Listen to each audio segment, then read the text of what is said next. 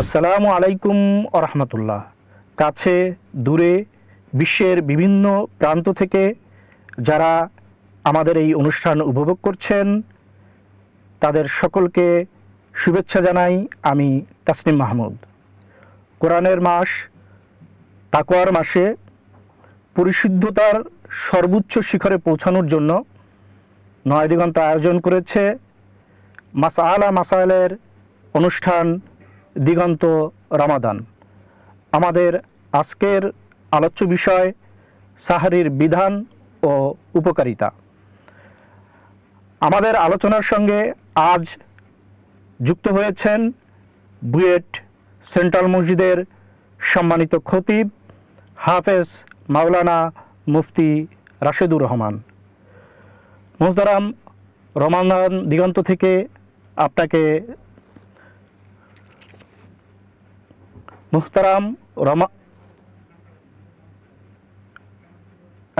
হুজুরের নাম থেকে আজ আমাদের সঙ্গে আলোচনায় সংযুক্ত হয়েছেন বুয়েট সেন্ট্রাল মসজিদের সম্মানিত খতিব হাফেজ মাওলানা মুফতি রাশেদুর রহমান। মুহতারাম, রমাদান দিগন্ত অনুষ্ঠান থেকে আপনাকে স্বাগত জানাই। জাযাকুমুল্লাহ খাইরান। আপনাকেও অনেক অনেক ধন্যবাদ। শুরুতেই আমরা আজ আপনার কাছে জেনে নিতে চাই সাহরির ব্যুৎপত্তিগত অর্থ কি? আলহামদুলিল্লাহ, ওয়াসসালাতু ওয়াসসালামু আলা রাসূলিল্লাহ, আম্মা বাদ। আজকে আমরা নয়া দিগন্তের চমৎকার এই আয়োজনে সাহরি সম্পর্কে জানবো ইনশাআল্লাহ। সাহরি শব্দটির অর্থ হচ্ছে ভোরবেলা।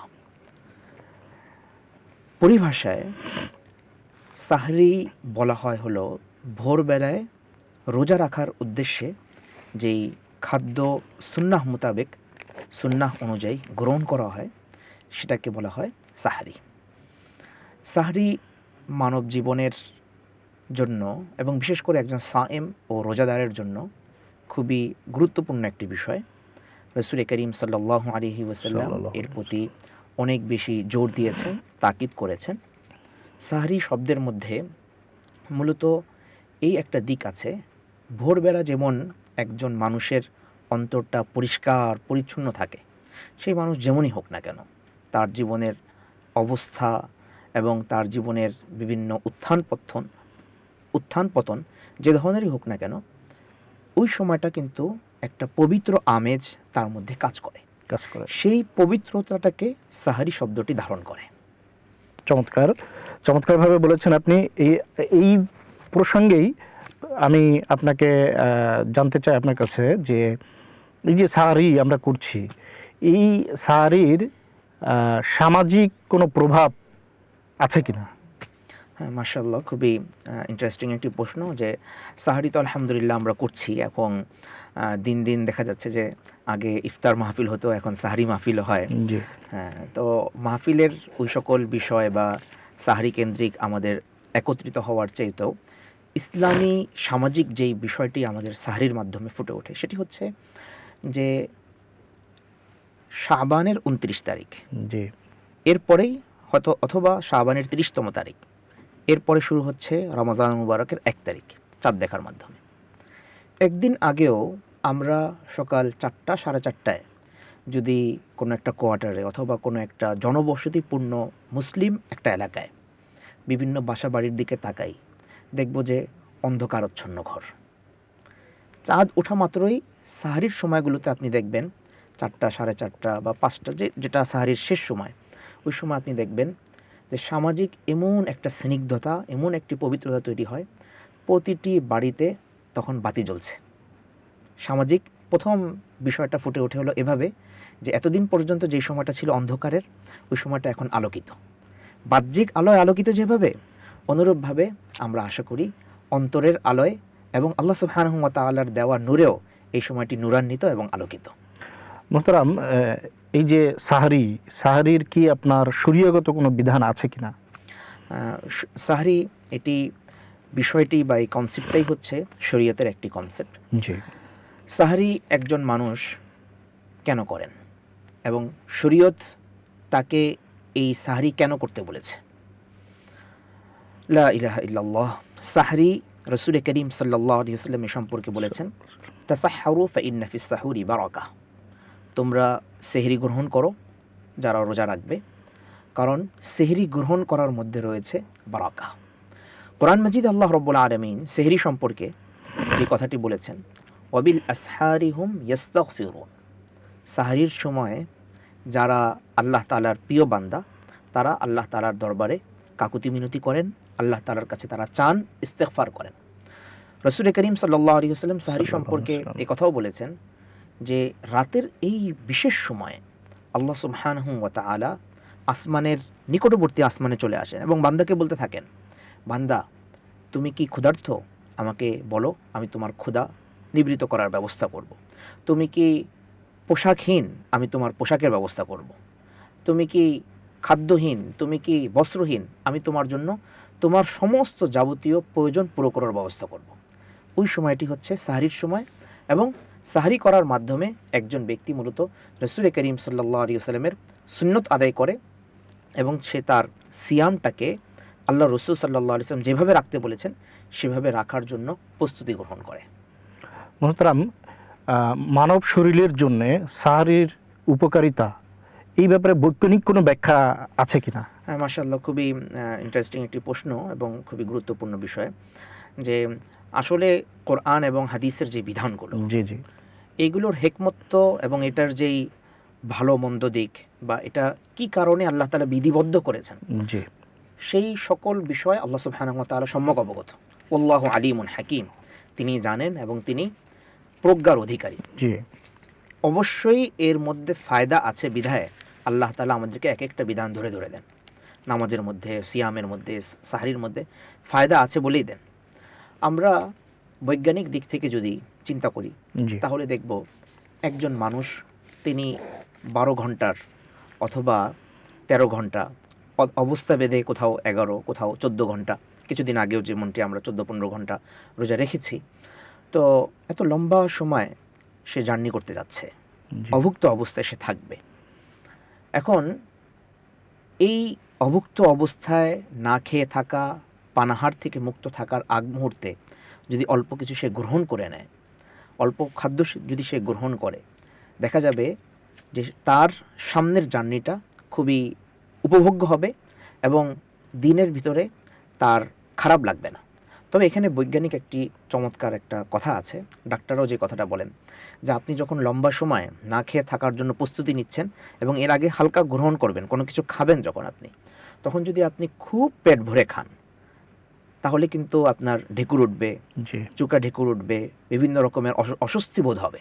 ওটার কারণ হচ্ছে আপনি মনে করেছেন 12-13 ঘন্টা আমি না খেয়ে থাকবো, সিয়াম পালন করব, এখন আমি সাহরি গ্রহণ করছি, 12-13 ঘন্টা যেন আমার ক্ষুধা না লাগে এজন্য আমার যত ইচ্ছা আমি খেয়ে নিলাম। এভাবে যদি হয় তাহলে রমাজানের যে স্পিরিটটা আছে, রমাজানের যেই মূল আবেদন বার্তাটা আছে, সেটা ব্যাহত হওয়ার আশঙ্কা আছে। আল্লাহ সুবহানাহু ওয়া তাআলা রমাজানুল মুবারকের সিয়ামগুলো দিয়েছেন এজন্য যাতে করে আমি একটু ক্ষুধা অনুভব করি। আমার অধীনস্থন সমাজের পীড়িত মানুষ যারা আছেন তারা কতটা কষ্টের মধ্যে আছেন, তারা যে না খেয়ে থাকেন, তাদের যন্ত্রণার সাথে যেন আমি শেয়ার করি, সেটা যেন আমার ভিতরে আমি উপভোগ করি বা সেটা যেন আমি অনুভব করি, উপভোগ না বলে অনুভব যেন আমি করি। তো এই বিষয়টা জন্যই কিন্তু আল্লাহ সুবহানাহু ওয়া তাআলা আমাকে দিয়েছেন।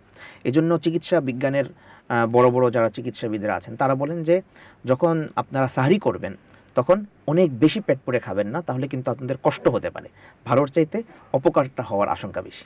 পরিমিত খাওয়া আসলে এই ব্যাপারটা এমনই। এবং এই সাহরির মাধ্যমে সারাদিন যে মানুষ না খেয়ে থাকে, রোজাকে পালন করে, শরীরের বিভিন্ন রোগের নিরাময়ক হিসেবে এই রমজান আমাদের জন্য যে কাজ করে। অটোফেজির মাধ্যমে জি, জি, জি। আমরা জানি যে কিছুদিন আগে আমাদের এই সাবকন্টিনেন্টের যে একজন বিজ্ঞানী, উনি নোবেল পুরস্কার পেলেন, জি, তিনি রোজার উপরে গবেষণা করেই পেয়েছেন, নাকি না খেয়ে থাকলে কি কি ফায়দা হবে এটার উপরে গবেষণা করে তিনি একটা নোবেল পুরস্কার পেয়েছেন।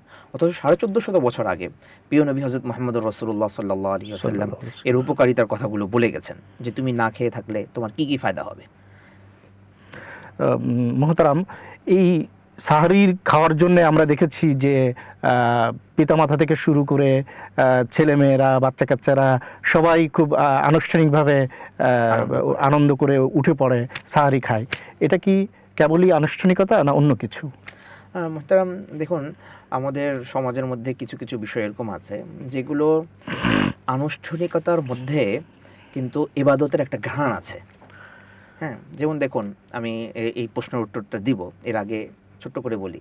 জি। আমরা যে রমজান মাসের চাঁদ দেখি, হ্যাঁ, বা ঈদুল ফিতরের বা ঈদুল আজহার যে চাঁদগুলো আমরা দেখি, তখন কিন্তু আমাদেরকে বলতে হয় না যে আজকে চাঁদ দেখতে হবে। হুড়মুড় করে শিশুরা, বাচ্চারা, আরও কিশোর, যুবক, বৃদ্ধ সবাই মিলে চাঁদ দেখার জন্য একটা আনন্দ উৎসব করে। এই উৎসব শুধু কিন্তু উৎসব না, মুসলমানের কোনো উৎসব, মুসলমানের কোনো আনুষ্ঠানিকতা, সেটা কখনোই শুধু আনুষ্ঠানিকতা, শুধু উৎসব হতে পারে না। সেটার মধ্যে ইবাদতের একটা ঘ্রাণ আছে, সেটার মধ্যে আধ্যাত্মিকতার, রুহানিয়াতের একটা চমৎকার লেভেল আছে। তো এই সাহরির সময় আমাদের শিশু বাচ্চারা ওঠে, যাদের উপর রোজা ফরজ না, ওদেরকে আপনি সকাল 9টার সময় ঘুম থেকে উঠাতে পারবেন না, কিন্তু যখন শুনবে যে আগামীকালকে আব্বু আম্মু রোজা রাখবে, ও আপনার আগে উঠে বসে থাকবে। সুবহানাল্লাহ, আল্লাহ সুবহানাহু ওয়া তাআলা তাকে উঠিয়েছেন, সে উঠে নাই, আমি তাকে উঠাতে পারিনি, আল্লাহ তাআলা তাকে উঠিয়েছেন। তো এটা কেবলই আনুষ্ঠানিকতা নয়, এটা ইবাদত।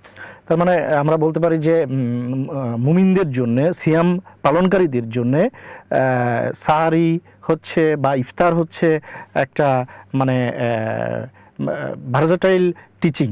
জি জি, অবশ্যই বিরাট বড় একটা শিক্ষা এটার মধ্যে আছে। জি। যে একজন মানুষ সাহরি পালন করার মাধ্যমে, সাহরি খাওয়ার মাধ্যমে সে রাসূল করিম সাল্লাল্লাহু আলাইহি ওয়াসাল্লাম সুন্নাহকে আদায় করছে একত্রে। আল্লাহ রাসূল সাল্লাল্লাহু আলাইহি ওয়াসাল্লাম বলেছেন যে তুমি একটা খেজুর দিয়ে হলেও অথবা এক ঢোক পানি দিয়ে হলেও, ইফতারের কথা যেভাবে আছে সাহরির কথাও আছে, অল্প কিছু খেয়ে হলেও সাহরি করো।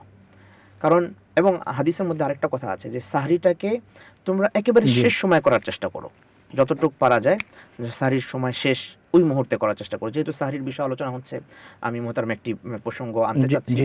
সেটা হচ্ছে যে সাহরির সময়টা কখন শেষ। আমাদের সমাজের মধ্যে কিন্তু একটা প্রচলন আছে যে একাধিক মতামত পাওয়া যায়। হ্যাঁ, না আর কি, একটা হলো একাধিক মতামত, সেটা তো এটা করলেও হয়ে যাবে, এটা করলেও হয়ে যাবে, একটা বিষয়, এটা কিন্তু ভালো। আরেকটা হলো যে আমাদের সমাজের যারা অতটা অগ্রসর নন, তাদের মধ্যে একটা টেন্ডেন্সি কাজ করে, সেটা হচ্ছে যে আজান দেওয়া পর্যন্ত বুঝি খাওয়া যায়। সাহারি শেষ, মুয়াজ্জিন সাহেব বলছেন, তবুও আমরা অনেকে চিন্তা করি যে না, এখনো তো আজান দেয় নাই, খেতে থাকি। তো যদি এভাবে করা হয় তাহলে কিন্তু আমার রোজা না হওয়ার বিরাট বড় একটা আশঙ্কা তৈরি হয়। সাহারি শেষ মানে সাহারি শেষ, এখন আর সময় নাই। হুড়মুড় করে মনে করেন 5টা 10-এ সাহারির সময় শেষ, আমি 5টা 9 আমার ঘুম ভেঙেছে, তখন আমার করণীয় কি? পাশে একটু পানি আছে, বাস খেয়ে ফেলি। সাহারি শেষ, শেষ, আলহামদুলিল্লাহ, আল্লাহ তাআলা আমাকে এখানে ব্রেক করতে বলেছেন, আমি বাস এখানেই ব্রেক করব। এই শিক্ষাটাও এখানে গ্রহণ করা। আমাকে এক কদম সামনে বাড়তে মানা করেছেন, বাস আমি ওখানেই থেমে যাব। এই ব্রেক করার বিষয়টা সাহারি শেষের সময়ের সাথে একটা বিরাট বড় শিক্ষা এখানে আছে। জাযাকাল্লাহ খায়রান, আমাদেরকে আপনার এই মূল্যবান সময় দিয়েছেন।